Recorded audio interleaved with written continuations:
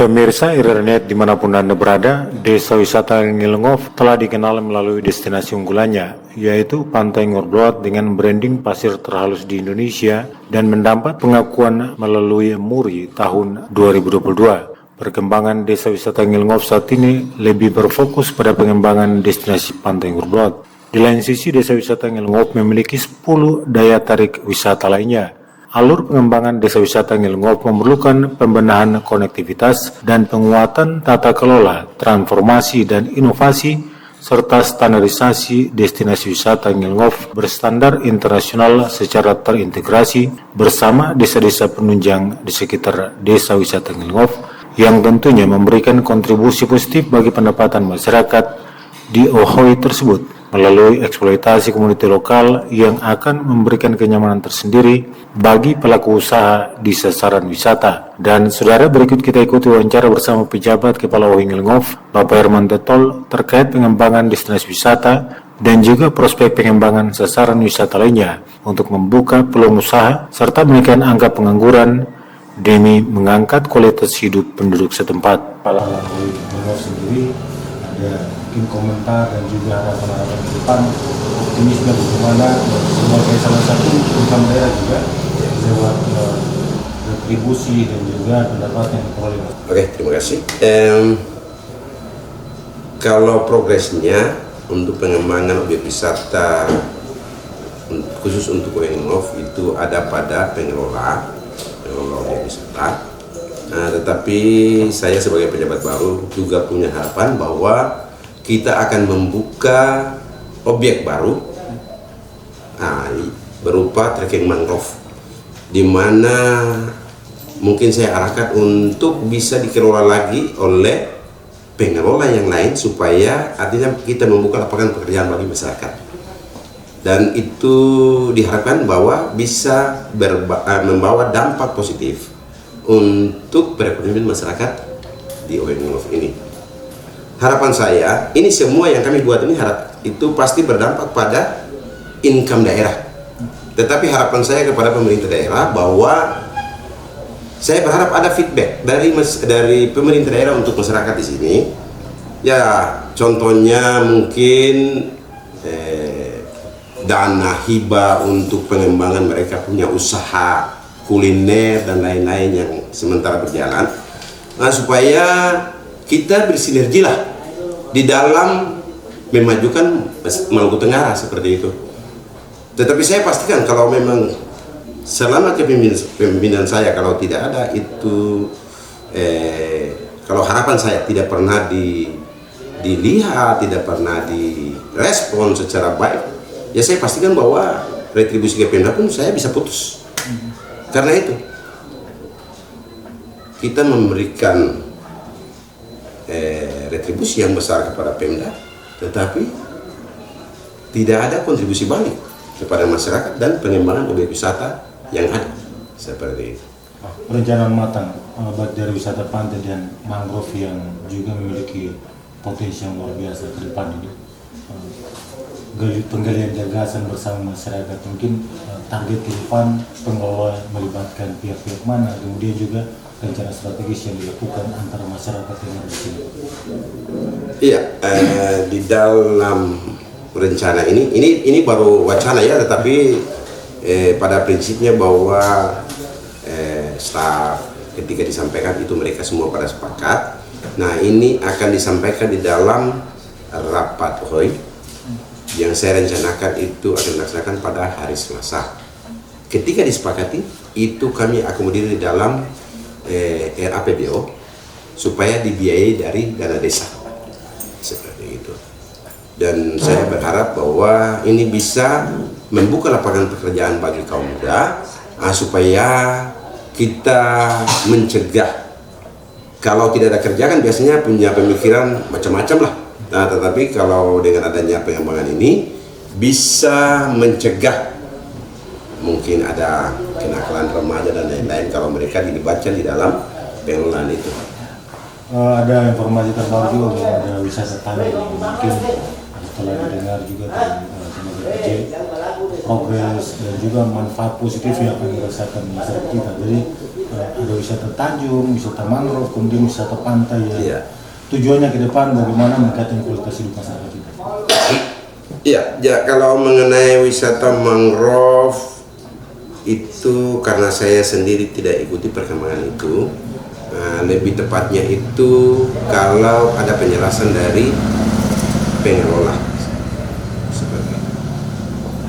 Untuk infrastruktur Pak, sejauh ini respon dari dinas terkait untuk memfasilitasi akses mungkin sarana prasarana bagi pengunjung yang datang ke pantai kita.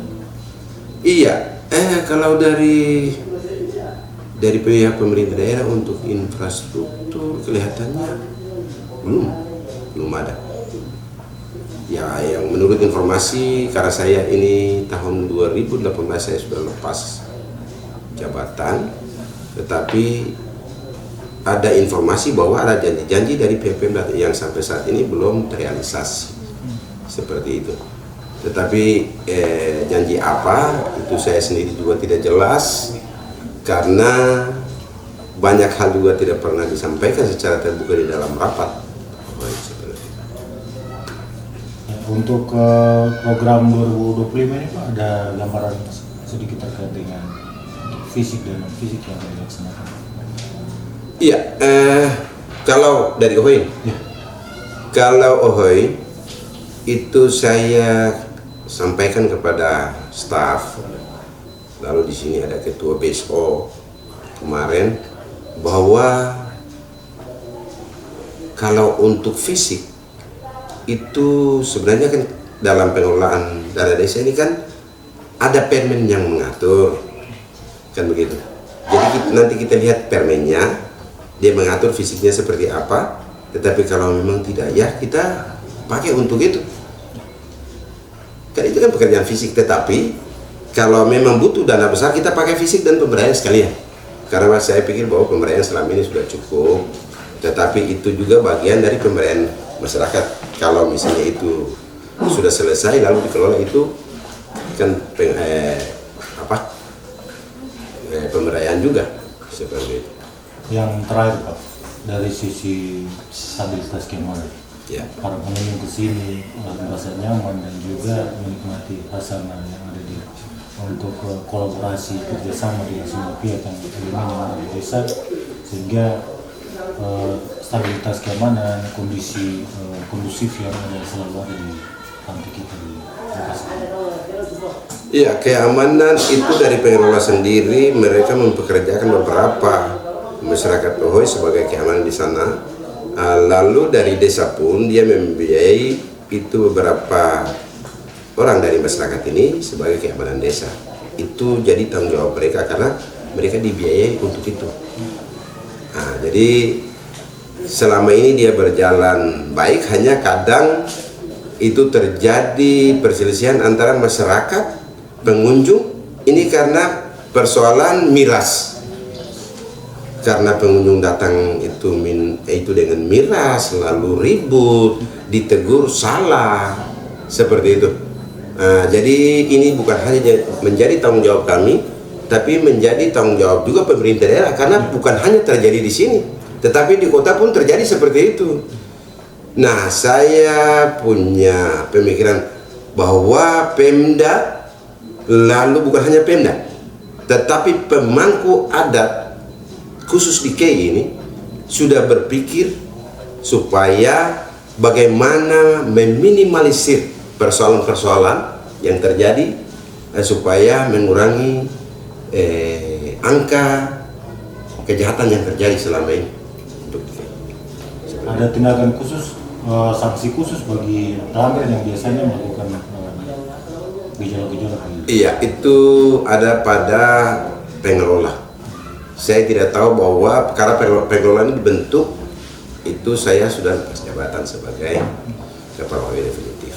Jadi tidak tahu aturan atau denda khusus yang diberikan kepada pengunjung ataupun masyarakat sendiri yang mengkonsumsi miras lalu membuat keributan. Itu mungkin ada pada pejabat yang lama ataupun pengelola. Saya sendiri kurang tahu. Pemirsa Renet dimanapun Anda berada, selain pengembangan wisata pantai, masyarakat lokal di Oingelingo pada bulan Juni 2024 lalu telah mengeksplor wisata Tanjung Ferenan yang mulai dikunjungi wisatawan domestik maupun mancanegara dengan estetika alam yang memanjakan hati, sehingga diharapkan selain wisata pantai, pulau dan mangrove yang dikembangkan akan membantu memicu income desa bagi peningkatan tingkat kemaslahatan hidup masyarakat di Oingelingo secara khusus.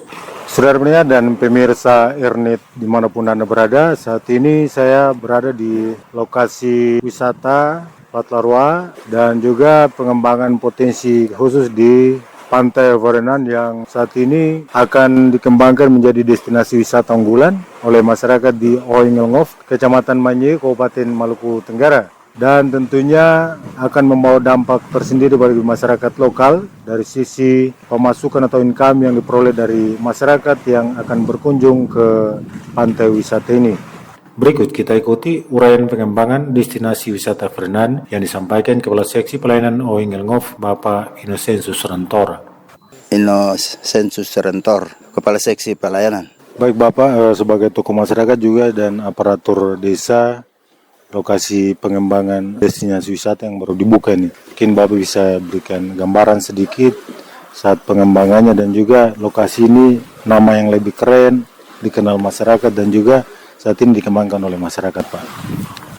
Kalau masalah nama yang sebenarnya itu Patlarua, tapi karena konten ini dengan yang pengelola sementara ini pakai nama Ferenan. Ketong harus ikut yang ini saja, tren saja yang sekarang. Begitu. Dan kalau pengembangannya, kalau bisa pemerintah daerah dalam hal ini mungkin tim jalan yang bagus supaya masyarakat dan orang yang datang berkunjung ke sini kan tidak susah-susah jalan kaki karena medannya sedikit kurang bagus ini. Sudah berapa lama ini Pak kalau sesuai dengan pengembangannya? Ya kurang lebih 6 bulan karena laki-laki yang kelola ini sama-sama dengan sementara dia kelola ini. Nanti ke depannya mungkin desa yang ambil alih begitu. Ada cerita khusus tempat ini, biasanya ke sini untuk mancing ataukah ada kegiatan-kegiatan lain? Cerita khusus saya juga pancing ini.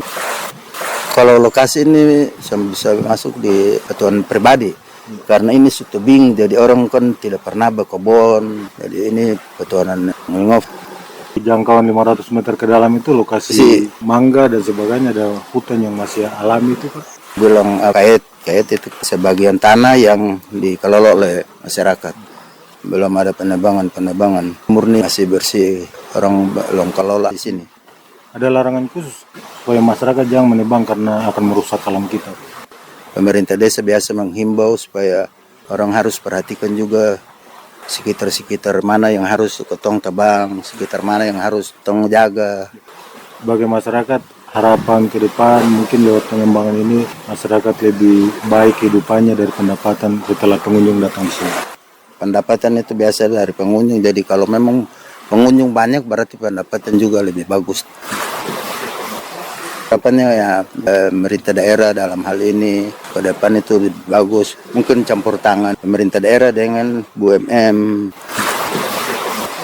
Begitu baru bisa berkembang lebih bagus. Pemirsa Renet dimanapun Anda berada, bidang pariwisata menjadi primadona masyarakat di Oingelingo, Kecamatan Benyo, Kabupaten Maluku Tenggara, dengan ketersediaan sarana dan karya karsa dan upaya masyarakat lokal untuk menyuguhkan hasil kreasi usaha mikro, kecil, dan menengah melalui makanan kuliner, baik pisang embal, seafood dan aneka pangan lokal olahan, serta penginapan yang representatif bagi wisatawan domestik maupun mancanegara saat datang menikmati panorama alam dan keramahan masyarakat setempat. Dan tentunya lewat retribusi yang restoran ke daerah mampu mendorong sirkulasi ekonomi dan membawa makna positif bagi kemajuan Maluku Tenggara secara umum. Kiranya sektor ini dapat menjadi prioritas dan juga menjadi cermin bagi desa-desa lain untuk membangkitkan ekonomi kerakyatan sebagai sumber penguatan ekonomi nasional di masa kini dan masa-masa yang akan datang. Dan saudara pendengar, pemirsa Ernet dimanapun Anda berada, demikian video potensi daerah yang kami angkat dalam pengembangan destinasi wisata Tanjung untuk meningkatkan pendapatan masyarakat lokal di Oingelingo. kerabat kerja yang bertugas, penanggung jawab siaran, Kepala LPP RRI Tual Tomar Bertmole, Ketua Tim Pemberitaan Trin Etiori, penyunting gambar Sandro Morel Kosu, Arif Tuda, dan penata musik Lawrence Lamerburu, dan saya J. Sarbunan mengucapkan terima kasih atas kebersamaan Anda. Sampai jumpa dengan topik-topik yang berbeda.